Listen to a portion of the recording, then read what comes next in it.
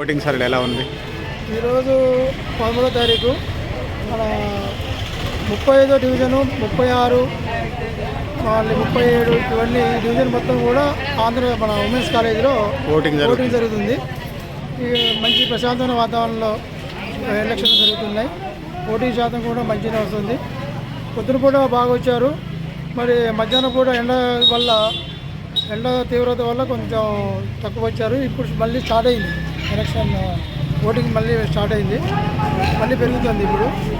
ఇప్పటివరకు అయితే 60% దాకా వచ్చింది ఓటింగ్. పోలింగ్ 60% జరిగింది. పోలింగ్ బూత్లలో 60% వచ్చింది. 100కి కాంగ్రెస్కి ఎంత శాతం పోల్ అవుతుంది అనుకుంటున్నారు? ఇక్కడ కాంగ్రెస్ 100 ఓట్లు పోల్ అయ్యానుకోండి, ఎన్ని ఓట్లు పడుతున్నాయి? కాంగ్రెస్ 60% పడతాయండి. 60% పడుతుంది. మిగిలిన 40% ఎవరెవరికి పడుతున్నాయి? మిగతా పార్టీల వాళ్ళకి పడతాయి. ఏమున్నాయి మిగతా పార్టీలు? బీజేపీ ఉంది, టీఆర్ఎస్ ఉంది. బీజేపీకి ఆ ఓట్లు పడతాయి ఈ ప్రాంతంలో? అంటే తక్కువ పడుతుంది.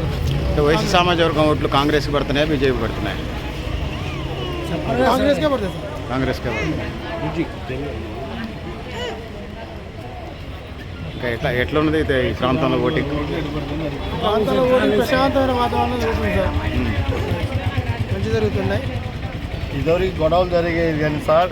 ఎందుకు గొడవలు జరిగేది ఇంతకుముందు? ఇదివరకు టీఆర్ఎస్ వాళ్ళు గొడవలు చేసి వాళ్ళని కార్యకర్త రానికుండా మమ్మల్ని అడ్డుకొని చాలా చికాకు చేశారు. ఇవాళ ప్రశాంతమైన వాతావరణం వచ్చింది, ప్రశాంతమైన ఖమ్మం జిల్లా వచ్చింది. మా తుమ్మల నాగేశ్వరరావు గారు, బట్టి గారు, పొంగులేటి శ్రీనివాసరెడ్డి గారు, పైన మా బాస్ రేవంత్ రెడ్డి గారి ఆధ్వర్యంలో ప్రశాంతమైన స్టేట్ మాకు ఇవాళ వచ్చిందంటే ఇంత సంతోషంగా, ఇంత హ్యాపీగా ఉన్నాం. ఇలాగే మా రాహుల్ గాంధీ గారు ప్రధానమంత్రి అవుతారు, తర్వాత త్రిపులార్ గారు మన మినిస్టర్ అవుతారు.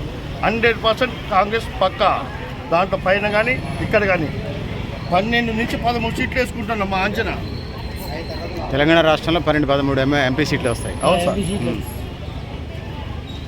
దాంట్లో ఇంకోటి ఏంటి సార్, 6 పథకాలు పెట్టారు రేవంత్ రెడ్డి గారు.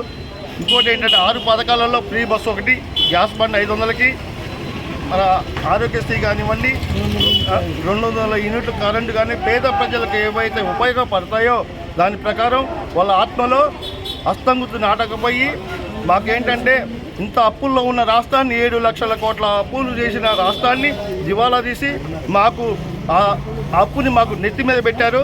ఒక్కొక్కరికి పెట్టారు. పోయినసారి బీఆర్ఎస్ పార్టీ వాళ్ళు పెట్టారు సార్. మాజీ సీఎం గారు కేసీఆర్ గారు పెట్టారు. ఇంత అప్పు అయిందని మేము అనుకోవాలా. ఏంటంటే ఇంకా 7 లక్షలు అంటే మాకు ఒక్కొక్క మనిషికి 1,50,000 రూపాయలు అప్పు ఉన్నాయి ఒక్కొక్క తలకాయ మీద. ఇప్పటికీ వాళ్ళు రైతు బంధు కానివ్వండి, రైతులకి ఏది ఉంటే అది, మా తుమ్మల నాగేశ్వరరావు గారు కానివ్వండి, వ్యవసాయ శాఖ మంత్రి గారు, వాళ్ళు ఎక్కడుంటే అక్కడ ప్రశాంతమైన ఖమ్మం జిల్లాని వాళ్ళు చూస్తున్నారు. ఖమ్మంలో వాళ్ళు చూస్తున్నాం అంటే మా 3 మినిస్టర్లు ఇచ్చారు. ఆ దేవుడి వల్ల ప్రజల ఆశీర్వాదంతో బ్రహ్మాండమైన పరిపాలన చేస్తున్నారు రేవంత్ రెడ్డి. ఇన్ని కుట్రలు కొంతమంది అపోజిషన్ పార్టీ వాళ్ళు చేస్తున్నా దానికి ఎవరికి సహించలేదు సార్.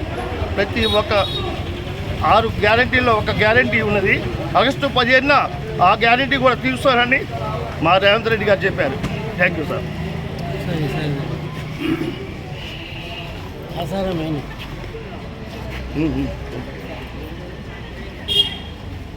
మనం గాంధీ చౌక్ ప్రాంతంలో ఉన్నాము. 650